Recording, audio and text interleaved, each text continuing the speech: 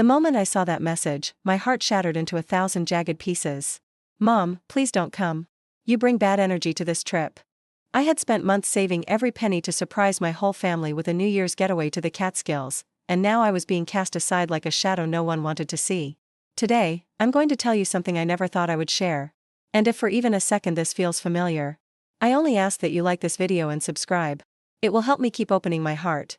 My name is Margaret, and I am 75 years old. Every morning, I wake up in my tiny one-bedroom apartment in Astoria, Queens. The rent is climbing higher each year, but it's all I can afford on my Social Security and the small pension from my 30 years working as a secretary for the city. The smell hits you first when you walk into my place. It's not unpleasant, just lived in. Damp winter coats hanging by the door, the lingering scent of Maxwell House coffee that's been sitting too long in the pot. The radiator clanks and hisses like an old friend trying to keep up a conversation. My kitchen table is scarred from decades of use. I bought it at a garage sale in 1987, the year after my husband Frank passed away. The surface tells stories, ring stains from countless coffee mugs, a burn mark where my grandson Tommy once set down a hot plate without thinking. That table has seen more family dinners than I care to count, back when people still came to visit. The ticking clock on the cracked kitchen wall reminds me how exhausted I am. It's not just physical tiredness anymore. It's bone-deep weariness that starts in my chest and spreads through my entire body like cold water. My routine repeats itself like an endless loop that nobody else seems to notice or care about. I tidy up crumbs from my grandson's last visit, that was 3 months ago. I answer texts that no one replies to. My daughter Sarah might respond with a thumbs-up emoji if I'm lucky. My son Michael usually leaves me on read. I sip lukewarm tea alone at that scratched table, staring out the window at the apartment building across the street. But this story isn't about my daily loneliness. It's about what happened when I tried to do something beautiful for my family, and how that act of love became the catalyst for everything that followed. It was early November when I got the idea for the New Year's trip. I was watching the news, and they showed this gorgeous resort in the Catskill Mountains. Snow-covered pines, a cozy lodge with a massive stone fireplace, families laughing together over hot chocolate. The reporter mentioned they had special packages for the holidays. Something stirred inside me. When was the last time our family had been together? Really together, not just grabbing a quick lunch or meeting for an hour at a kid's birthday party. I couldn't remember. I called the resort that same afternoon. My hands shook as I dialed, partly from excitement, partly from the arthritis that's been getting worse each winter. The reservation agent was so kind. Her name was Jessica, and she had this warm voice that reminded me of my sister Ruth, may she rest in peace. "We have a beautiful cabin that sleeps 8, Jessica told me. It's got a full kitchen, a fireplace, and the most incredible view of the mountains. Perfect for families wanting to spend quality time together." The price made me gasp. $1,200 for 3 nights. That was more than my rent. But I had been saving money all year, tucking away $20 here and there from my grocery budget. I had accumulated almost $2,000 in my coffee tin, money I was saving for emergencies or maybe a small vacation for myself. "I'll take it," I heard myself say before I could change my mind. Over the next few weeks, I planned everything with the excitement of a child preparing for Christmas. I researched activities nearby, a charming town with antique shops where Sarah could browse, hiking trails where Michael could take his boys, hot springs where we could all relax together. I even found a restaurant that specialized in prime rib, Frank's favorite meal that I used to make for him every Sunday. I bought groceries in advance, non-perishables that I stored carefully in my pantry. Hot chocolate mix, marshmallows, ingredients for my famous apple pie that the grandkids used to beg me to make. I purchased new Christmas stockings, one for each family member, including the newest addition, my great-granddaughter Emma, who just turned 2. The cabin reservation required full payment up front.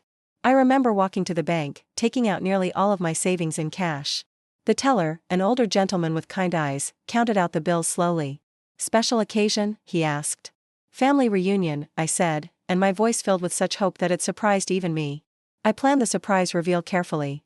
I would wait until we were all together at Michael's house for Thanksgiving, then present them with a gift-wrapped box containing printed photos of the cabin, the reservation confirmation, and a handwritten note inviting them all to ring in the new year together. The weight of that box in my lap during Thanksgiving dinner felt precious. I kept imagining their faces when they opened it. Sarah would tear up, she always got emotional about family moments. Michael would probably make a joke, but I'd see the appreciation in his eyes. The grandchildren would start planning activities immediately, their young voices bubbling with excitement. But Thanksgiving came and went without the right moment presenting itself. Everyone seemed distracted, checking their phones constantly. Conversations felt stilted, forced. When I tried to gather everyone in the living room for my announcement, Sarah begged off, saying she had a headache. Michael had already put on his coat, claiming he needed to get the boys home for bedtime. "Maybe next time, Mom," Sarah said, kissing my cheek with lips that felt cold as winter morning. I held on to that box for 3 more weeks, the anticipation slowly curdling into anxiety. Finally, I decided to send each family member a text message with the details. I spent an entire morning crafting the perfect message, editing and re-editing until my arthritic fingers ached from typing on my old phone. Surprise! I've booked us all a cabin in the Catskills for New Year's weekend. Everything is paid for, your rooms, activities, even groceries for our meals together. All you need to do is pack warm clothes and bring yourselves. I can't wait to start the new year surrounded by the people I love most. Details attached. Love, Mom/Grandma. I hit send on that message with a heart so full of hope it felt like it might burst from my chest. The first response came from Michael 2 hours later. Just 3 words, "Can't make it." No explanation. No apology. No acknowledgement of the money I'd spent or the planning I'd put into this gift. Just those 3 devastating words that felt like a door slamming in my face. Sarah's response came the next day, longer but somehow even more hurtful. "Mom, this is really sweet, but you should have asked us first before booking something. We already have plans. Plus, the cabin looks kind of isolated. I'm not sure it would be fun for the kids. Maybe we can do something for Easter instead." One by one, the rejections rolled in. Tommy, my oldest grandson, was going to a friend's house for New Year's. His brother Jake had a basketball tournament. My daughter-in-law Linda didn't even bother responding to my message directly. Apparently, she told Michael to tell me they were too busy. But it was my youngest grandson's message that delivered the killing blow. Danny is 17, old enough to speak his mind but young enough to be brutally honest. His text came 3 days before the trip was supposed to happen. "Grandma, I love you, but honestly, do you really think we all want to be trapped in some cabin for 3 days? You know how you get when we're all together. You fuss over everything and make everyone feel guilty if they're not having the perfect time. Mom says you bring bad energy to family stuff sometimes. Maybe it's better if you just enjoy the cabin by yourself." I read that message 16 times before it fully sank in. Each word felt like a small knife turning in my chest. Bad energy. That's what my own family thought of me. The woman who had raised 2 children largely on her own after Frank died. The woman who had worked 2 jobs to pay for their college educations. The woman who had been their safety net through divorces, job losses, financial struggles, and personal crises. I bring bad energy. I set my phone down on the kitchen counter and stared at my reflection in the window. The woman looking back at me was a stranger, gray-haired, hollow-eyed, shoulders hunched forward as if she was trying to make herself smaller. When had I become someone my own family saw as a burden? When had my love become something they wanted to escape from? That night, I couldn't sleep. I lay in bed replaying every family gathering from the past few years, looking for evidence of this bad energy they claimed I brought. Yes, I had expressed disappointment when people showed up late or left early. Yes, I had asked questions about their lives, their jobs, their happiness. Wasn't that what mothers and grandmothers were supposed to do? Yes, I had sometimes grown emotional when I felt like everyone was scattered to the 4 winds, more interested in their phones than in each other. But bad energy? Had my longing for connection really been so toxic that my own children would rather exclude me than include me? The hurt was so deep I couldn't even cry. I just lay there in the darkness, listening to sirens wail down Northern Boulevard and wondering where I had gone so wrong. You know, I think that's the moment my old self started to die. Not dramatically, not all at once, but quietly, like a candle running out of wax. For 75 years, I had defined myself through my relationships with others, as Frank's wife, as Sarah and Michael's mother, as the grandmother who remembered every birthday and holiday, as the person everyone could count on in a crisis. But if those people didn't want me around, who was I? Let me tell you about the history of sacrifices that brought me to that moment. Because this wasn't the first time I had given everything of myself only to be pushed away. My marriage to Frank was built on compromise, mostly mine. He was a good man, don't get me wrong, but he came from a generation where wives were expected to bend their entire lives around their husband's needs. I gave up my dreams of becoming a teacher to support his career in construction. When the children came, I became the primary caregiver while he worked long hours and longer weekends. After Frank died of a heart attack at 57, I was suddenly a widow with 2 teenagers and no real career of my own. I took that secretary job with the city because the benefits were good and the hours were predictable. For 20 years, I lived paycheck to paycheck, but I made sure my children never went without. When Sarah graduated from college and wanted to move to Manhattan to pursue her art career, I cashed in my small retirement fund to help her pay for her first apartment. She said she would pay me back once she got established, but that was 15 years ago. She never became the successful artist she dreamed of being, but she did marry well. Her husband Tom is a lawyer who makes more in a year than I ever made in 5, but somehow they're always struggling financially. Last year, Sarah called me in tears.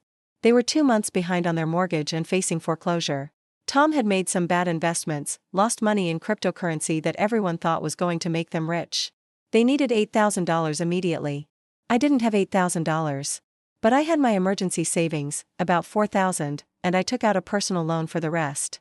At 74 years old, I signed papers committing myself to monthly payments I wasn't sure I could afford, all to save my daughter's house. It's just a loan, Mom, Sarah assured me, sobbing with relief. We'll pay you back as soon as Tom's next bonus comes in. That bonus must still be coming, because I never saw a dime. What I did see were photos on Sarah's Facebook page of their vacation to the Bahamas 2 months later, and a brand new car in their driveway by Christmas. Michael was different but no less draining. Where Sarah asked for money directly, Michael preferred the slow drain method. He'd show up at my apartment with his boys, claiming they just wanted to visit Grandma, but somehow always leaving with my grocery money for the week. Just $40, Mom, to take the boys for pizza. I'll pay you back on Friday. Friday would come and go without mention of the money. When I'd finally work up the courage to ask, Michael would get defensive. Jesus, Mom, it was just pizza money. You're really going to nickel and dime me over feeding my own kids? The guilt was always worse than the financial strain. What kind of grandmother puts a price on her grandchildren's happiness? So I'd let it slide, again and again, until those $40 requests became 60, then 80, then whatever cash I happened to have in my purse. It wasn't just money, though. It was time, energy, emotion. I had become the family's default caretaker for everything. When Linda got sick with the flu, who watched the boys for a week? When Sarah and Tom needed a babysitter for their anniversary dinner? When someone needed a ride to the airport at 5 in the morning?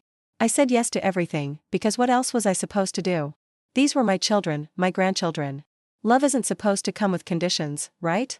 But somewhere along the way, I became invisible unless they needed something. My own needs became background noise that everyone learned to ignore. When I developed pneumonia last winter, I was alone in my apartment for 5 days, barely able to get out of bed to make myself soup. I sent messages to both of my children, asking if someone could check on me or help me get to urgent care.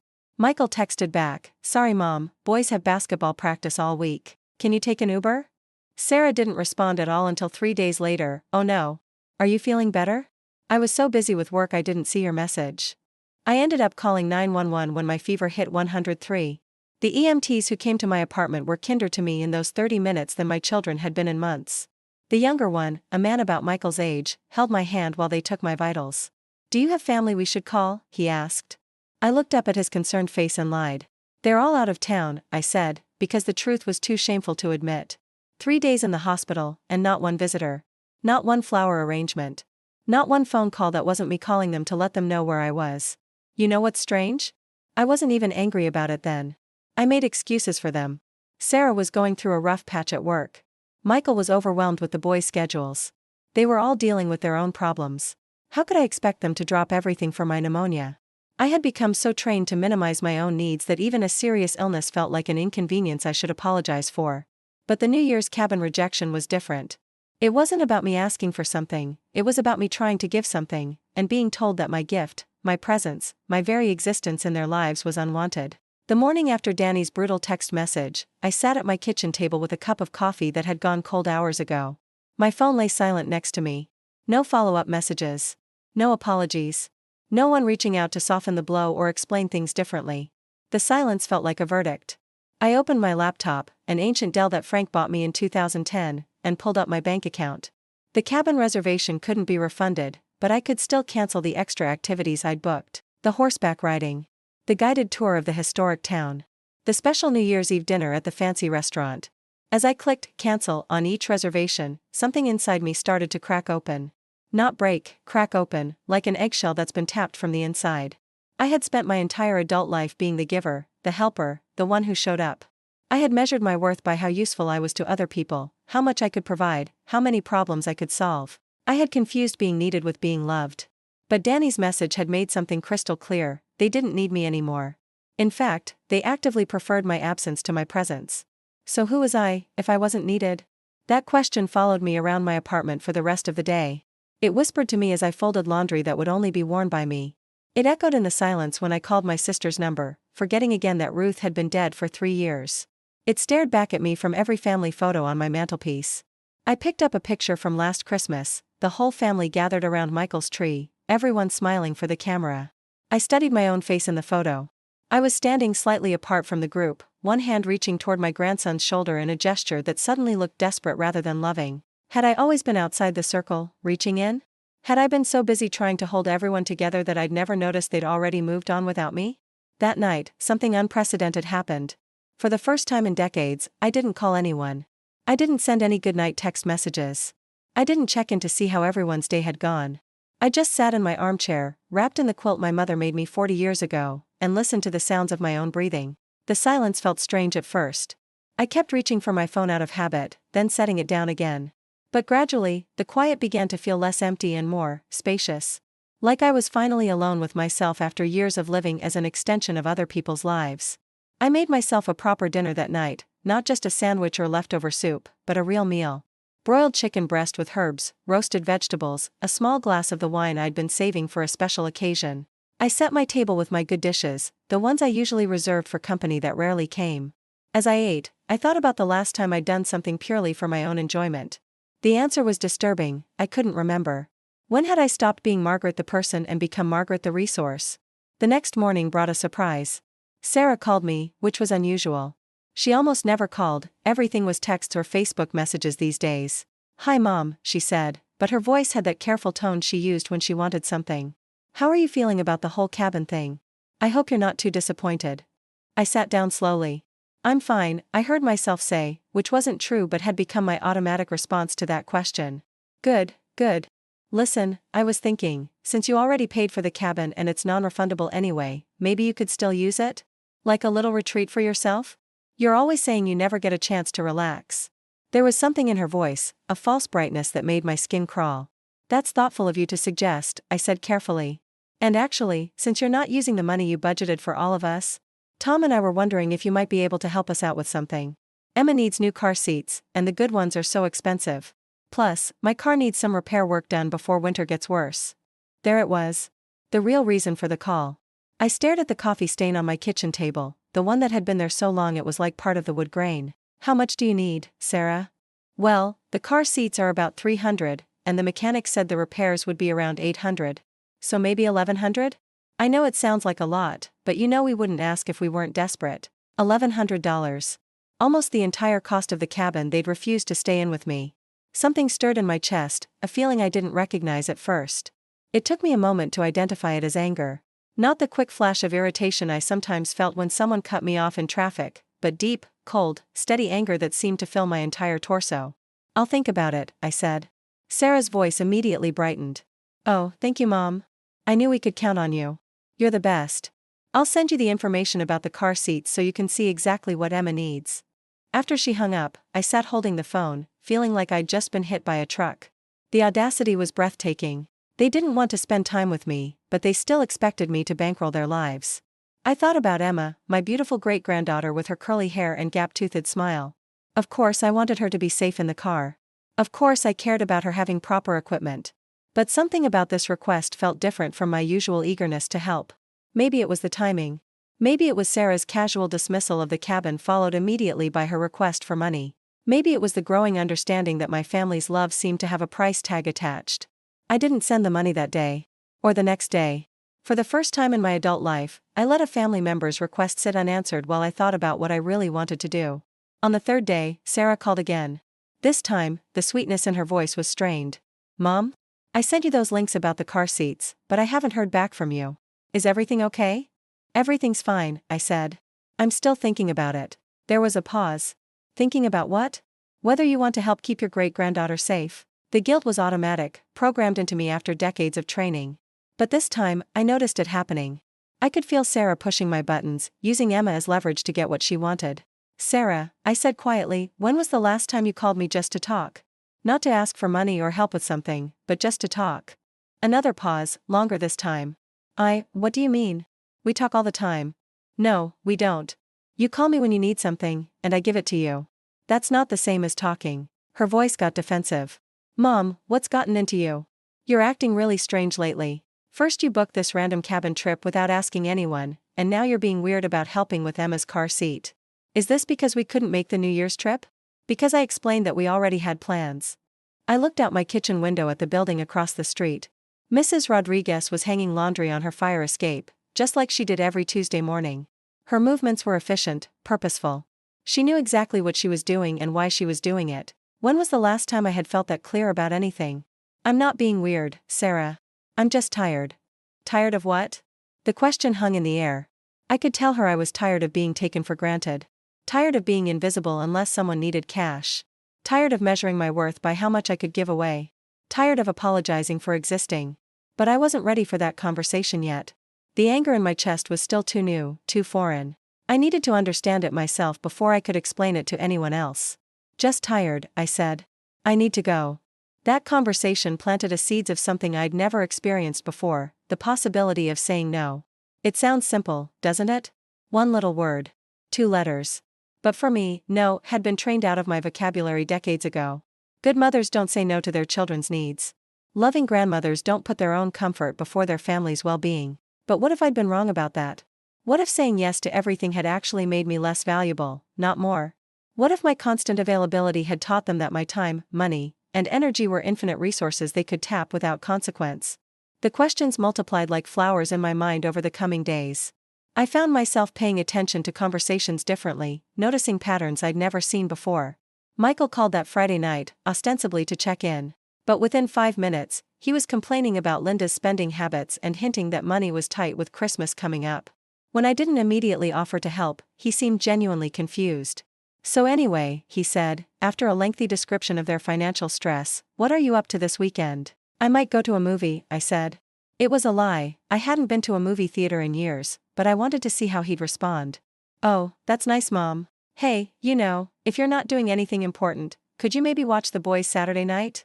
Linda and I haven't had a date night in forever, and babysitters are so expensive. Not doing anything important. Going to a movie, something purely for my own enjoyment, was categorically unimportant to him.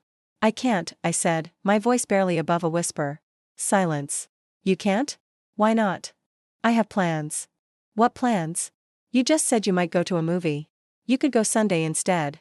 The assumption that my plans were infinitely flexible, that my life could be rearranged to accommodate his needs without question, hit me like a physical blow.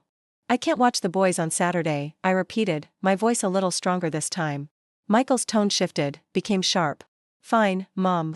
I guess we'll figure something else out. Thanks for the help. He hung up before I could respond. I stood in my kitchen holding the phone, my heart pounding like I'd just run a marathon. I had just said no to my son, and the world hadn't ended. I felt terrible about it, guilty and selfish and wrong, but I hadn't died from it.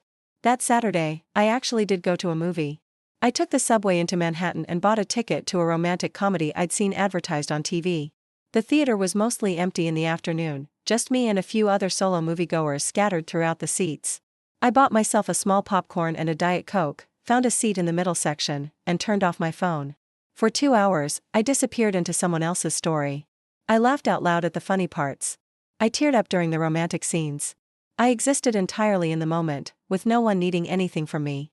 Walking out of that theater into the bright December afternoon, I felt something I hadn't experienced in years, refreshment. Like I'd been holding my breath for so long I'd forgotten what it felt like to fill my lungs completely. On the subway ride home, I found myself studying the other passengers. There was an elderly man reading a thick novel, completely absorbed in the story. A woman about my age was knitting something intricate and beautiful, her fingers moving with practiced skill. A younger man was sketching in a notebook, occasionally looking up to capture some detail of the train car around him. They all looked content. Not happy, necessarily, but peaceful. Like they belonged to themselves. When had I stopped belonging to myself? That question followed me home and settled into my apartment like an unwelcome but necessary guest. It sat with me through dinner, through the evening news, through my nighttime routine of checking that the door was locked and the stove was off. As I brushed my teeth, I caught my reflection in the bathroom mirror and tried to see myself the way a stranger might. An older woman with gray hair that needed cutting, wearing a faded cardigan she'd owned for at least a decade. Lines around her eyes that spoke of worry more than laughter. Shoulders that curved inward as if she was trying to make herself smaller. But there was something else in that reflection now, something I hadn't seen in years. A spark of curiosity, maybe even defiance. The face looking back at me was asking questions instead of just accepting whatever came her way. I smiled at my reflection, and she smiled back. The next morning brought another test. Sarah texted me early, "Mom, we're going to have to get those car seats today. Emma's getting too big for her old ones and it's not safe. Can you send the money by noon? I can pick it up at the Western Union." No please. No acknowledgement that she was asking me to spend a significant portion of my monthly income. No consideration for whether I might need notice before handing over hundreds of dollars. I stared at the message for a long time. Emma did need car seats. Safety wasn't something to play games with. But something about Sarah's demanding tone, her assumption that I would comply immediately, made my stomach clench. I thought about everything I'd given up over the years to support my children's wants and needs. The vacations I'd never taken. The clothes I'd never bought myself. The small luxuries I'd denied myself so I could always be ready to help them. I thought about the cabin in the Catskills, paid for and sitting empty because my family had better things to do than spend time with me. I thought about Michael's dismissive tone when I'd said no to babysitting, as if my time meant nothing unless it was serving his convenience. I typed and deleted a dozen different responses. "Of course, honey.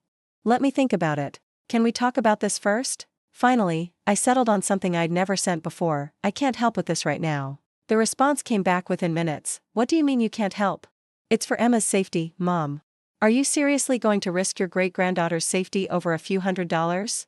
The guilt hit immediately, but this time I recognized it for what it was: manipulation. Sarah was using Emma's safety as a weapon to get what she wanted, and she was doing it so naturally that it was clearly a practice technique. I turned off my phone and went for a walk in Astoria Park. It was a crisp December morning, the kind of day when the air feels clean and sharp in your lungs. The park was mostly empty except for a few joggers and dog walkers. I found a bench overlooking the East River and sat down to think. What if Sarah was right? What if something happened to Emma because I hadn't provided the money for new car seats? Could I live with that guilt? But another voice in my head, a voice I was just beginning to recognize as my own, asked different questions. Sarah and Tom were both employed adults who made significantly more money than I did. Why was Emma's safety my financial responsibility? Why couldn't they buy the car seats themselves and ask me to contribute if they really needed help? More importantly, why did every conversation with my children eventually turn into a request for money? I sat on that bench for over an hour, watching the river flow past and thinking about the current of my own life. For so many years, I'd let myself be swept along by other people's needs and expectations. I'd forgotten that I had any choice in the direction I traveled. A jogger passed by, a woman probably in her 60s with silver hair pulled back in a ponytail. She was moving slowly but steadily, her breath visible in small puffs in the cold air. She smiled and nodded as she passed, and I found myself smiling back. She looked like someone who belonged to herself. When I got home, I turned my phone back on to find 7 missed calls and 12 text messages, all from Sarah. The messages started concerned and escalated to frantic to angry. "Mom, are you okay? Call me back. Seriously, where are you? I need an answer about the car seats. This is really unfair. You know we wouldn't ask if we didn't need help." "Fine, I guess I know where I stand. Thanks for nothing." The last message had been sent 20 minutes ago. I had to put the car seats on my credit card. "I hope you're happy that your great-granddaughter's safety is putting us further into debt." I sat down at my kitchen table and read through all the messages twice. The progression from concern to manipulation to emotional blackmail was so clear when I saw it laid out like that. How many times had this exact pattern played out over the years? How many times had I caved under the pressure and given them what they wanted just to stop the guilt and anger? This time, I didn't call back. I didn't apologize. I didn't send money after the fact to make up for my initial refusal. I made myself a cup of tea and sat quietly with the discomfort of knowing my daughter was angry with me. It was surprisingly survivable. That evening, my downstairs neighbor knocked on my door. Mrs. Kowalski was in her 80s, a Polish immigrant who'd lived in the building for 40 years. We'd exchanged pleasantries in the hallway over the years, but we'd never had a real conversation. "I hope you don't mind," she said when I opened the door, "but I made too much pierogi. You want some?" She held a covered plate that smelled like heaven. I realized I'd been so distracted by the drama with Sarah that I hadn't eaten anything since morning. "That's very kind of you," I said, accepting the plate. "Would you like to come in for coffee?" "Mrs. Kowalski, call me Stella," she said, settled into one of my kitchen chairs like she belonged there. She was tiny and sharp-eyed, with hands that told stories of decades of hard work. "I don't mean to pry," she said after I'd poured us both coffee, "but I heard you on the phone this morning. Through the walls, you know? You sounded upset." I felt my cheeks burn with embarrassment. "I'm sorry if I was too loud." "Not too loud. Just sad." "I know that sound. I made that sound for many years." Something in her tone made me look up from my coffee cup. "What do you mean?" Stella sighed, a sound that seemed to come from deep in her chest. "My son David. For years, every phone call was him needing something. Money, babysitting, someone to listen to his problems. I gave and gave until I had nothing left but resentment. What happened? One day, I said no. He was angry, very angry. Didn't speak to me for 6 months. I thought I had lost him forever. She sipped her coffee thoughtfully. But you know what? When he came back, he was different. More respectful. He had learned to solve his own problems. We had better relationship now than we ever had when I was saying yes to everything. Weren't you afraid of losing him? Stella's eyes, sharp and knowing, met mine across the table. I was terrified. But I realized I had already lost him. The person calling me all the time wasn't my son, it was someone who saw me as a bank account with a heartbeat. My real son was buried under all those expectations and demands. We sat in comfortable silence for a few minutes. The pierogi was delicious, filled with potato and cheese and seasoned with something I couldn't identify but that tasted like comfort. The hardest part, Stella continued, was learning that love doesn't mean saying yes to everything. Real love sometimes means saying no, especially when saying yes is hurting both people. Her words hit me with the force of revelation. I'd spent so many years confusing enabling with loving, accommodation with affection. I'd taught my children that they could treat me however they wanted as long as they occasionally said they loved me. How did you know when to start saying no? I asked. Stella smiled, and her whole face transformed. When I realized that I had forgotten who I was when nobody needed anything from me. I looked in the mirror one day and didn't recognize myself. I had become just a shadow of other people's lives. That night, I couldn't sleep again, but this time it wasn't from depression, it was from possibility. Stella's words had opened something in my mind, a door I hadn't known was there. What would my life look like if I started making decisions based on what I wanted instead of what everyone else needed from me? The thought was terrifying and exhilarating at the same time. Over the next few days, I started paying attention to my own preferences in a way I hadn't in decades. When I went grocery shopping, instead of automatically buying things the grandkids liked for their visits, I bought foods that I enjoyed.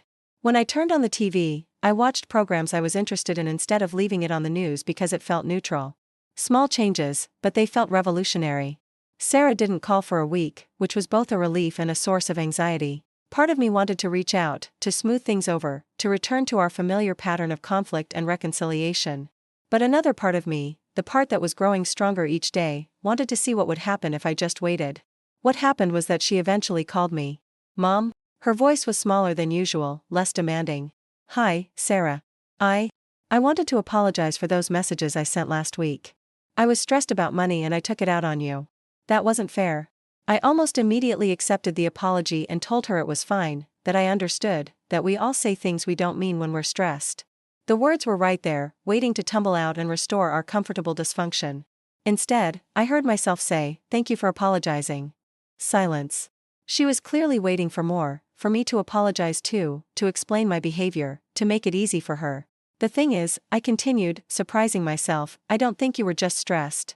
I think you're used to me saying yes to everything, and when I said no, you used guilt to try to change my mind. More silence. Then, defensively, I wasn't trying to guilt you.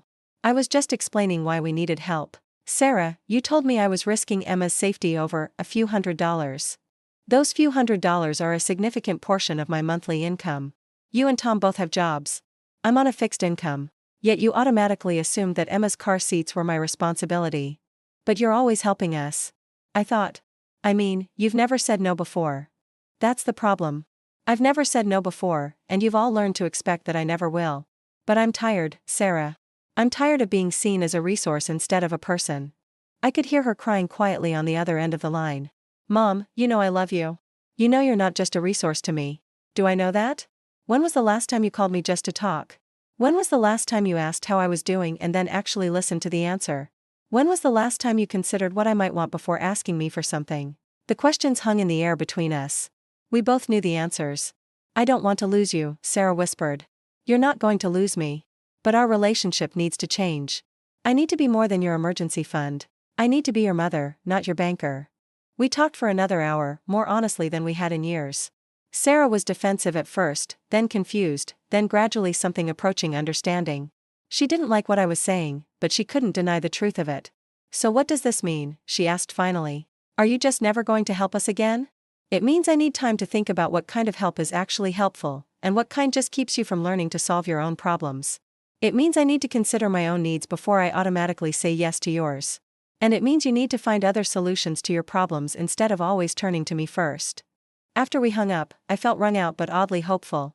It was the first completely honest conversation I'd had with either of my children in years. But the real test was still coming. Christmas was 2 weeks away, and with it, all the usual expectations and traditions that had been draining me dry for years.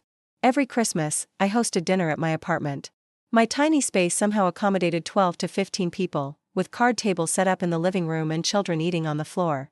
I cooked for days beforehand, spent money I didn't have on gifts for everyone, and cleaned for a week afterward. Everyone expected it. They planned their Christmas around coming to my place, bringing nothing but their appetites and their children, leaving me with the mess and the bill. This year, I decided, was going to be different. I called Michael first, since his family usually arrived earliest and stayed latest. "Hi Mom. We're excited about Christmas dinner. Linda wanted me to ask if you need us to bring anything, but I told her you always like to handle everything yourself. Actually, Michael, I need to talk to you about Christmas." Something in my tone must have alerted him. "Oh? What's wrong?" "Nothing's wrong, but I'm not hosting Christmas dinner this year." Silence. "Then, what do you mean you're not hosting? You always host. It's tradition." "It's been tradition, yes. But I've decided I'd like to do something different this year." "Like what?" "Where are we supposed to have Christmas dinner?" "It's 2 weeks away, Mom. You can't just change the plan at the last minute." I took a deep breath. "You can have Christmas dinner anywhere you want. You could host it at your house. Sarah could host. You could all go to a restaurant. You could have multiple smaller gatherings. There are lots of options." "But Mom, the kids expect Christmas at Grandma's house. You're going to disappoint them." The guilt arrived right on schedule, but this time I was ready for it. The kids will be fine having Christmas somewhere else. They care about being with family, not about my specific apartment. "This is really selfish, Mom. Christmas is about family, not about what's convenient for you." That word, selfish, hit me like a slap. I'd been called selfish exactly 3 times in my adult life, all by my children when I'd briefly tried to prioritize my own needs. You know what, Michael? Maybe it is selfish. Maybe after 30 years of cooking Christmas dinner for everyone while other people sit in my living room and complain about the food, I deserve to be a little selfish. When have we ever complained about your food? Last year, Linda spent 20 minutes explaining how dry turkey is bad for you and how she only eats organic, free-range meat now. The year before, Tommy announced that stuffing was gross and asked if I could make pizza instead. 3 years ago, Sarah brought her own dessert because she said my pies were too heavy for her diet. Silence. He couldn't argue with the truth. "Look," I continued, "I'm not trying to punish anyone. I'm just tired of working for weeks to create a perfect day and then feeling like I failed because it's never quite what everyone wants. I want to enjoy Christmas too, instead of spending it in the kitchen worrying about whether everyone's happy." "So what are you going to do instead?" "I'm going to visit my friend Stella. She's invited me to Christmas dinner with her family. Her granddaughter is cooking, and I'm just going to be a guest." That wasn't true yet, but as I said it, I realized it was what I wanted. I wanted to be someone's invited guest instead of the invisible host who made everything possible. "I can't believe this," Michael said. "You're choosing some neighbor over your own family." "I'm choosing to take care of myself for once. If the family wants to get together, I hope you all have a wonderful time. But I won't be organizing it, cooking it, or cleaning up afterward." I hung up before he could argue further.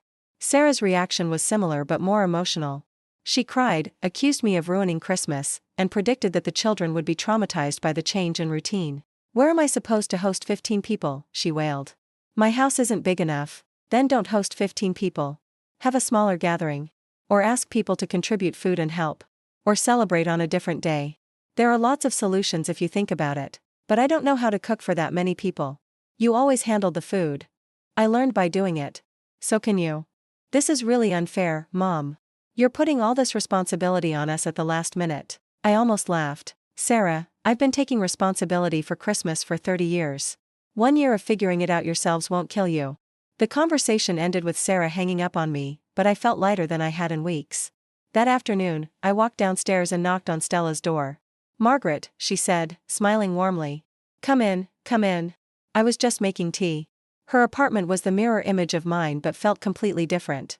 Where my space was cluttered with photos and mementos of family, hers was clean and peaceful, decorated with plants and books and small pieces of beautiful pottery. "Stella," I said, accepting a cup of tea, "do you happen to have room for one more at Christmas dinner?" Her face lit up. "Of course. My granddaughter Elena will be so happy to meet you. She's a wonderful cook, and she loves having people to feed." As we sat talking about the holiday plans, I felt something I hadn't experienced in years: anticipation without anxiety. I was looking forward to Christmas for the first time in decades. The next 2 weeks were strange and wonderful. Both of my children called several times, alternating between anger and attempts at emotional manipulation. Michael tried to guilt me by describing how disappointed the kids were. Sarah offered to help me with Christmas dinner if I changed my mind, as if the burden of hosting was something I was confused about rather than something I was choosing to abandon. But I held firm. And something unexpected happened. I started enjoying the holiday season. Without the pressure of organizing everyone else's Christmas, I was free to appreciate the small pleasures of December. I took walks through my neighborhood, admiring the Christmas lights on the row houses. I visited the holiday market in Bryant Park, buying myself a beautiful scarf I'd been admiring for weeks. I watched classic Christmas movies on TV without simultaneously planning menus and calculating grocery budgets. I also started addressing some practical concerns I'd been putting off. I met with a lawyer to discuss my will and make sure my modest savings were protected.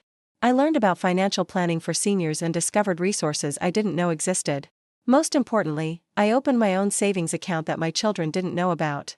It started with just $50, money I would have spent on stocking stuffers, but it represented something enormous, a boundary between my resources and their access to them. On Christmas Eve, I got my nails done for the first time in over a decade. The young woman who did them, Rosa, was chatty and kind. She told me about her family's Christmas traditions, asked about mine, and listened thoughtfully when I explained that this year was different. "Good for you," she said, carefully painting my nails a cheerful red. My grandmother, may she rest in peace, she always said that women forget to take care of themselves because they're so busy taking care of everyone else. She said it's not selfish to water your own garden. Water your own garden. I liked that. Christmas morning was surreal. I woke up in my quiet apartment with nowhere urgent to be and no one depending on me to make their day perfect. I made myself a leisurely breakfast, watched the Macy's parade, and took a long bath with Epsom salts. At 2 o'clock, I put on my best dress and walked downstairs to Stella's apartment. Elena was indeed a wonderful cook, and their Christmas dinner was exactly what I'd been craving without knowing it, delicious food shared with kind people who were genuinely happy to have me there. Elena's husband asked thoughtful questions about my life. Their teenage son showed me pictures from a school trip to Washington, D.C. Stella's other son and his wife included me in family jokes and stories. Nobody asked me for money. Nobody criticized the food. Nobody left early claiming they had somewhere more important to be. For the first time in 30 years, I was a Christmas guest instead of Christmas labor. That evening, I got several text messages from family members. Pictures of their alternative Christmas celebration at Sarah's house. It looked chaotic but happy. A video from one of my grandsons showing off his presents. A brief "Merry Christmas, Mom" from Michael that felt obligatory but not hostile. I sent back warm responses, but I noticed I didn't feel the usual pang of exclusion. I didn't wish I was there managing everything. I was content being exactly where I was. That night, for the first time since Frank died, I didn't feel lonely on Christmas. The week between Christmas and New Year's brought more attempted reconciliations. Michael called to tell me about Sarah's disaster with the Christmas turkey. Apparently it was still frozen in the middle and they'd had to order Chinese food. He seemed to expect me to feel guilty about not preventing this catastrophe, but instead I found myself genuinely amused by the mental image of my perfectionist daughter standing over a frozen turkey, finally understanding what Christmas hosting actually entailed. "Live and learn," I told Michael. "Sarah's smart. She'll figure it out. But Mom, next year, you'll all be more experienced. Maybe Sarah will start earlier, or Linda will help with the cooking, or you'll decide to go to a restaurant. You'll find solutions." I was surprised by how calm I felt about their struggles to recreate what I'd been doing effortlessly for decades. Their problems were no longer automatically my problems. The day before New Year's Eve, Sarah called with what I recognized as her last-ditch attempt to restore our old dynamic. "Mom, I've been thinking about everything you said, and you're right. We have been taking you for granted. I'm sorry about that. I want to make it up to you." I waited, knowing there was more. "Tom's company is having a New Year's Eve party at a really nice hotel in the city. It's all elegant and fancy, with dancing and everything. We thought you might like to come as our guest. A chance for you to get dressed up and have fun." It sounded lovely, actually. But something in Sarah's tone set off alarm bells. "That's thoughtful of you to consider me. We already bought you a ticket. The party starts at 8, and there's a champagne toast at midnight. You'd love it, Mom. There will be music from your generation, and the hotel has a beautiful ballroom." "How much was the ticket?" A pause. "Don't worry about that. It's our treat." "Sarah, how much was the ticket?" $150, but that includes dinner and drinks and everything. It's really a great value. $150 they apparently had for party tickets, but hadn't had for car seats. I filed that information away. It sounds wonderful, I said, but I have plans for New Year's Eve. What plans could you possibly have that are better than this? The immediate dismissal of my potential plans, whatever they might be, telling. Even when Sarah was trying to make amends, she couldn't conceive that my life might contain anything of value outside my relationship with her family. I'm going to Times Square with Stella, I said impulsively. It wasn't true, but as I said it, I realized it was what I wanted to do. When was the last time I'd done something celebratory and silly and purely for my own enjoyment? Times Square? Mom, that's crazy. You'll freeze to death. And they don't even show celebrities anymore, it's all manufactured for TV. Maybe. But I've lived in New York for 45 years and I've never been to Times Square on New Year's Eve. I think it's time. After I hung up, I called Stella. Times Square, she said, laughing. Margaret, we'll be standing in the cold for hours with a million drunk people. I know. Doesn't it sound awful? Absolutely terrible. I'll bring the thermoses of coffee. We planned our adventure like teenagers skipping school. Warm clothes, comfortable shoes, snacks, and a thermos of coffee spiked with brandy. We would take the subway into the city early, find a spot where we could actually see something, and ring in the new year surrounded by strangers who were also doing something impractical for the sheer joy of it. New Year's Eve was everything I'd expected and better than I'd hoped. It was cold and crowded and slightly dangerous, with police barriers and vendors selling overpriced hot chocolate and tourists from around the world taking selfies. Stella and I found a spot near a coffee cart where we could stay reasonably warm, and we spent the evening people watching and making up stories about the other celebration around us. At 11:30, my phone rang. Sarah's number. Mom, where are you? I can hear a crowd. I'm in Times Square, just like I told you. Are you seriously standing in that mob instead of coming to a nice party with your family? I looked around at the million people surrounding me, all of them excited and hopeful about the year ahead. Yes, I am. I don't understand you anymore, Mom. You're acting like a completely different person. Maybe I am a different person. Maybe I'm finally becoming the person I was supposed to be all along. At midnight, when the ball dropped and confetti filled the air and a million strangers hugged and cheered and wished each other Happy New Year, I felt something I hadn't experienced in decades: pure, uncomplicated joy. Stella and I hugged each other, two old women in a sea of celebrating humanity, and I thought about how different this New Year's Eve was from what I'd originally planned. Instead of managing everyone else's good time in a mountain cabin, I was creating my own celebration in the heart of the city. The difference felt like freedom. January brought a settling in period, a chance to see how the changes I'd made during the holidays would hold up in ordinary time. Both my children seemed to accept that something fundamental had shifted, though neither was entirely happy about it. Michael started calling me more regularly, but the conversations were different. Instead of assuming I was available for whatever he needed, he actually asked about my plans before making requests. And significantly, he started handling more of his own problems before turning to me for solutions. Sarah took longer to adjust. She called frequently, sometimes genuinely wanting to talk, sometimes fishing for signs that I was ready to return to our old patterns. But gradually, she stopped asking for money directly, though I could tell she was struggling financially. The test came in February, when she called me crying. Mom, I don't know what to do. Tom's company is downsizing and they're cutting his salary by 20%. We're already behind on the mortgage because of Christmas expenses, and now this. I'm scared we're going to lose the house. My heart clenched with the familiar urge to fix her problem immediately. I'm so sorry, Sarah. That must be terrifying. We need about $2,000 just to catch up on the mortgage, and then we need to figure out how to manage the reduced income. I know I haven't been the best daughter lately, but could you please help us? Just this once? $2,000 was most of my emergency fund. Under the old system, I would have found a way to give it to her, probably by taking out a loan or cashing in my small retirement account. But I thought about my conversation with Stella, about the difference between helping someone and enabling them. I thought about all the times I'd rescued my children from the consequences of their choices, and how that had made them more likely to make risky choices, not less. Sarah, have you talked to your mortgage company about loan modification? Well, no, but have you looked into whether Tom can get unemployment benefits to supplement his reduced salary?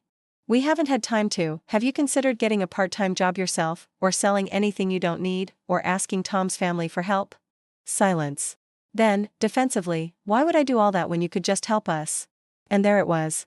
The fundamental assumption that had poisoned our relationship for decades. Why should she exhaust other options when Mom would fix everything? Because I can't help you this time, I said gently. Can't, or won't. I won't. Sarah, you're 42 years old. Tom is 45. You have to start solving your own problems. The conversation ended badly, with Sarah accusing me of abandoning my family when they needed me most. But I held firm, even though it felt like betraying everything I thought motherhood meant. 3 weeks later, Sarah called with an update. She'd gotten a part-time job at a local art gallery. Tom had successfully negotiated a payment plan with the mortgage company. They'd sold some furniture and electronics they didn't need. Their financial situation was still tight, but it was manageable. I have to admit, she said grudgingly, I like working at the gallery. I forgot how good it feels to be around art again. That's wonderful, Sarah. I'm proud of you for finding solutions. It wasn't easy. I was really angry with you for not helping. I know. I was angry with myself too. But helping you avoid your problems wasn't actually helping you solve them. For the first time in our adult relationship, Sarah didn't argue with my assessment. Spring brought another milestone, my 76th birthday. In previous years, my birthday had been a source of anxiety. I'd wait to see if anyone would remember, make plans, or want to celebrate with me. Usually, I'd get a few phone calls and maybe a card, but the day itself would be lonely and anticlimactic. This year, I planned my own celebration. I invited Stella and Elena, and also Mrs. Rodriguez from across the street, whose granddaughter had started visiting me occasionally to practice her English. I made reservations at a restaurant I'd always wanted to try but had never been able to afford when I was constantly giving money to my children. 3 days before my birthday, Sarah called to ask what I wanted to do. Actually, I have plans, I told her. Oh. What kind of plans? When I described my dinner reservation, she sounded hurt. But what about family? Don't you want to celebrate with us? You're welcome to join us if you'd like. The restaurant can probably accommodate a few more people. But Mom, we want to take you out. Just family. That's sweet of you, but I'm happy with my plans. Maybe we can celebrate together another day. It was a small thing, but it represented a huge shift. I was making my birthday about what I wanted instead of hoping someone else would make it special for me. The dinner was lovely. Stella brought a small gift, a potted plant for my kitchen window. Mrs. Rodriguez's granddaughter, Carmen, had made me a card with a drawing of our building and "Happy Birthday" written in careful English. Elena insisted on paying for dessert, a chocolate cake with a single candle that she made me blow out while everyone sang. When Michael called that evening to wish me happy birthday, he sounded genuinely curious about my celebration. It sounds like you had a nice time, he said. I did. It was exactly what I wanted. I'm glad, Mom. You deserve to have birthdays that make you happy. It was a small acknowledgement, but it meant everything. As spring turned into summer, I started to notice other areas of my life where I'd been shrinking myself to accommodate other people's expectations. My apartment, for instance, had been arranged for years around hosting family gatherings, with furniture pushed against walls to maximize floor space and my own comfort sacrificed for the theoretical needs of visitors who rarely came. I rearranged everything, creating a reading corner with good light and a comfortable chair. I hung artwork I'd bought years ago but never displayed because I wasn't sure if other people would like it. I threw out broken items I'd been saving in case someone needed them someday. Slowly, my home started to feel like a place where I lived rather than a staging area for other people's visits. I also started saying no to smaller requests without agonizing over each decision. When Michael asked me to babysit with 2 days' notice so he and Linda could attend a work event, I said I wasn't available. When Sarah asked me to drive her to the airport at 6 a.m. because parking was expensive, I suggested she take a taxi. Each no got easier, and importantly, the world didn't end. My children didn't stop loving me. They just started making alternative arrangements instead of automatically assuming I would accommodate their needs. But the real test came in July, when Sarah called with news that changed everything. Mom, I have something to tell you. Tom got a job offer in California. It's a huge promotion, more money than he's ever made, but we'd have to move to San Francisco. My first reaction was panic. California was 3,000 miles away. I'd see the grandchildren maybe once a year. Emma would grow up not really knowing me. But as Sarah continued talking, I realized something surprising. Alongside the sadness was a small, guilty feeling of relief. When would you move? I asked. If we take the job, we'd need to be out there by September. It's all happening really fast. What do you want to do? I don't know. It's an amazing opportunity, but I hate the thought of being so far from family. And the cost of living in San Francisco is incredible. We'd probably need help with moving expenses and getting settled. There it was, the request I'd been waiting for. How much help? I asked. Well, moving costs alone will be about $8,000. And we'll need first and last month's rent plus security deposit on a new apartment, which could be another $15,000. So maybe $25,000 total? $25,000. More money than I'd ever had in savings at one time. Money that represented years of careful budgeting and sacrifice. Under the old system, I would have found a way to give it to them. I would have taken out loans, borrowed against my apartment, liquidated my meager retirement accounts. I would have made their dream possible at the cost of my own financial security. Sarah, I said carefully, that's a lot of money. I know it is. But think about the long-term benefits. Tom's new salary would be almost double what he's making now. We'd pay you back within a year, maybe sooner. Just like the foreclosure loan I'd never been repaid for. Just like the art school apartment I'd funded 15 years ago. Just like the car seats and repair bills and emergency expenses that had drained my accounts over the years. I can't help with moving expenses, I said. Silence. You can't, or you won't? Both, actually. I don't have $25,000, and if I did, I wouldn't lend it for a move I'm not sure you should make. What do you mean you're not sure we should make it? I took a breath. Sarah, you've been struggling financially for years. You've told me repeatedly that you can barely manage your current expenses. Moving to one of the most expensive cities in the country seems like it would make your problems worse, not better. But Tom's salary would be so much higher, and your rent would be higher too. And your food costs, your transportation, your childcare. Have you actually calculated whether you'd be better off financially? Another pause. We haven't gotten into all the details yet. But this is a chance for a fresh start. You can have a fresh start anywhere. The question is whether you're running toward something better or running away from problems you'd be better off solving where you are. The conversation continued for another hour, with Sarah growing increasingly frustrated by my lack of enthusiasm for their plan. But I held firm on both fronts. I wouldn't fund their move, and I wouldn't pretend to think it was a good idea just to make her feel better. After we hung up, I felt emotionally drained but surprisingly clear-headed. For the first time in my life as a parent, I'd given my adult child my honest opinion about a major life decision instead of just offering automatic support. 2 weeks later, Sarah called with an update.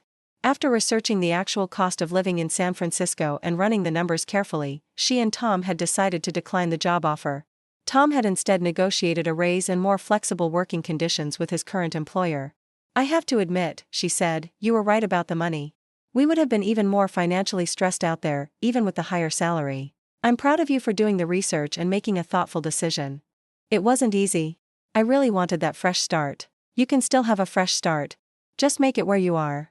As summer turned into fall, I realized that the woman I was becoming bore little resemblance to the woman I'd been a year ago. The Margaret who had planned that cabin trip had been desperate for family connection, willing to pay any price for a few days of being included.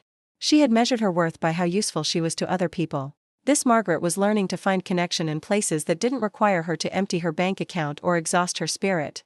She was discovering that being useful was less important than being authentic. I started taking art classes at the community center, something I'd always wanted to do but never felt I could justify the time or expense for. I joined a book club at the library, where I met other women my age who were also figuring out who they were beyond their roles as mothers and wives and caregivers. I even started dating, something that shocked my entire family. His name was Robert, a retired history teacher who had moved to New York from Vermont after his wife died. We met at the book club, bonded over our shared love of historical fiction, and slowly developed a friendship that grew into something more. Robert was nothing like Frank. Where Frank had needed me to organize his life, Robert was completely self-sufficient. Where Frank had assumed my availability, Robert asked before making plans. Where Frank had seen my dreams as secondary to his needs, Robert was genuinely interested in what I wanted from life. You know what I like about you, Margaret, he said one evening as we walked through Central Park. You always know what you think about things. So many people just echo what they think other people want to hear. I laughed. That's a recent development. For most of my life, I was a professional echo. Well, I like the real you much better. The real me. I was still figuring out who that was, but I was enjoying the discovery process. Of course, not everyone in my family was thrilled about the changes. Michael had accepted my new boundaries around money and babysitting, but he was clearly uncomfortable with my expanded social life. You're dating, he said when I mentioned going to dinner with Robert. Mom, don't you think you're a little old for that? I'm 76, not 96. And Frank's been dead for almost 20 years. I think the mourning period has officially ended. But what if this guy is just after your money? I nearly laughed out loud. What money? The money I don't lend to you anymore? Robert has his own pension and his own savings. He's not interested in my financial resources. Well, what if he's not serious about you? What if he's just looking for companionship and then dumps you for someone younger? The irony was staggering. My own son, who had called me selfish for prioritizing my own needs, was now worried that someone else might not take my feelings seriously enough. Michael, Robert is 78 years old. If he's looking for someone younger, he'd have to date a 60-year-old. And if he's just looking for companionship, so am I. Not everything has to be a lifelong commitment. But the conversation revealed something important. My children had been comfortable with me being alone and available to them. My independence was fine as long as it didn't include independence from my role as their mother. Sarah had a different concern when she met Robert at a family barbecue that summer. "He seems nice," she said, pulling me aside, "but are you sure you want to get involved with someone at your age? I mean, what if he gets sick? You'd end up being his caregiver, and you've already done that with Dad." "Sarah, we're friends who enjoy each other's company. We're not merging households or making any dramatic commitments. And if we were, my caregiving days aren't necessarily over just because I'm older. But what about us? What about your grandchildren? You're spending all this time with new people instead of your family." And there was the heart of it. My expanded life meant less exclusive focus on them. I can have relationships with my family and relationships with other people. They're not mutually exclusive. But it feels like you're replacing us. I studied my daughter's face, seeing genuine worry alongside what I recognized as jealousy. "Sarah, I'm not replacing you. I'm adding to my life instead of making you my whole life. That's healthier for everyone." She didn't look convinced, but she stopped arguing. The truth was, having other relationships did change my dynamic with my children. When they no longer had exclusive access to my time and emotional energy, they had to work harder for my attention. And paradoxically, that seemed to make them value it more. Michael started calling more regularly, but the conversations were better. Instead of just checking in to see if I was available for whatever he needed, he actually asked about my life, my art classes, my book club, my relationship with Robert. Sarah began inviting me to things again, but she planned activities around my schedule instead of assuming I was always free. Both of them seemed to be discovering that I was more interesting as a person than I had been as a resource. As my second Christmas approached as an independent woman, I felt curious about how it would unfold. I had already decided I wasn't hosting again, but I also wasn't running away to Times Square or hiding at Stella's house. "What if we all went to a restaurant?" I suggested when Sarah called to discuss holiday plans. "There's that nice place in Little Italy that takes big family parties, and nobody would have to cook or clean." "A restaurant for Christmas?" Sarah sounded scandalized. "But what about tradition? What about it? Traditions that don't work for anyone anymore should be changed." To my surprise, the restaurant Christmas was a huge success. The food was better than anything I'd ever managed to produce in my tiny kitchen, nobody was exhausted from cooking or cleaning, and everyone could actually sit together at properly sized tables instead of balancing plates on their laps. Most importantly, I enjoyed Christmas with my family for the first time in years. "We should do this every year," Michael's youngest son announced, and several other family members immediately agreed. Sometimes the simplest changes create the biggest improvements. That brings me to now, this moment, sitting on my small balcony overlooking the neighborhood I've called home for so many years. It's been 18 months since that devastating text message about bringing bad energy to the family trip, and I'm a completely different person than I was then. I still live in the same apartment, but it feels like a home instead of a way station. I still have the same children and grandchildren, but our relationships are built on mutual respect instead of one-sided obligation. I still have limited financial resources, but they're mine to manage instead of everyone else's emergency fund. More importantly, I've learned the difference between being loving and being used. I've discovered that saying no to the wrong things enables me to say yes to the right things. I found out who I am when I'm not constantly adapting myself to other people's needs. The woman who planned that cabin trip was drowning in her own generosity, suffocating under the weight of everyone else's expectations. She thought love meant saying yes to everything, giving until it hurt, and accepting whatever scraps of attention her family was willing to offer. This woman knows that love requires boundaries. That respect has to be mutual to be real. That taking care of herself isn't selfish, it's necessary. Do I miss being needed in the old way? Sometimes. There was a certain identity in being the person everyone turned to in a crisis. There was purpose in being indispensable. But I don't miss the exhaustion, the resentment, or the growing certainty that my family saw me as a utility rather than a person. I don't miss lying awake at night wondering if anyone would notice if I disappeared, except to wonder who would pay for their emergencies. My relationship with Sarah and Michael is better now than it's been since they were children. We talk more honestly, spend time together more intentionally, and actually enjoy each other's company instead of just going through the motions of family obligation. They've both learned to solve their own problems, mostly, and when they do ask for help, it's reasonable requests from an adult child to a parent, not demands from someone who sees me as a bank account with emotions. Sarah's part-time job at the gallery has turned into a full-time position managing their social media and community outreach. She's happier at work than she's been in years, and their financial situation has stabilized now that they have two incomes and have learned to live within their means. Michael and Linda are taking a marriage counseling class and working on communication skills. He's been promoted to supervisor at his construction company, and they're talking about Linda going back to school to finish her degree. My grandchildren seem to have adjusted to having a grandmother who's a person instead of just a service provider. They ask me about my art classes and my book club. They include Robert in family activities without seeing him as competition for my attention. And Emma, my great-granddaughter, is learning to paint. Sarah brings her to my art classes sometimes, and we work side by side on small canvases, both of us focused on creating something beautiful just because we want to. The cabin in the Catskills feels like a lifetime ago, but I still think about it sometimes. Not with regret, but with gratitude. If my family hadn't rejected me so completely that weekend, I might never have been forced to examine the pattern of our relationships. I might have gone on indefinitely, giving beyond my means and accepting less than I deserved in return. That painful rejection was the catalyst for everything that followed: the boundary setting, the self-discovery, the relationships with people who actually enjoy my company, the art classes, the book club, Robert, the version of myself that I'm still becoming. Sometimes the worst thing that happens to you is also the best thing, if you're brave enough to see it that way. I want to ask you something. Have you ever felt like you were giving so much of yourself that you forgot who you were without other people's needs to define you? Have you ever wondered if the people you love most would miss you as a person, or just miss what you do for them? If any of this sounds familiar, I want you to know that it's not too late to change the pattern. It's not too late to rediscover who you are beyond your usefulness to others. It's not too late to ask for the respect you've been giving freely to everyone else.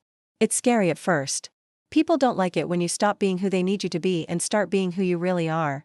They might call you selfish. They might get angry. They might pull away temporarily while they adjust to the new dynamic. But the people who truly love you will adapt. They'll learn to appreciate the real you instead of just the version of you that served their purposes. And you'll discover relationships you never imagined possible when they're based on genuine connection instead of obligation. You might also discover parts of yourself you'd forgotten existed. Dreams you put on hold, interests you abandoned, the person you were before you became someone else's solution to everything. That person is still there, waiting. Share your story in the comments if you feel moved to do so. Your experience might help someone else recognize their own patterns and find the courage to change them. And please, like this video and subscribe if it resonated with you.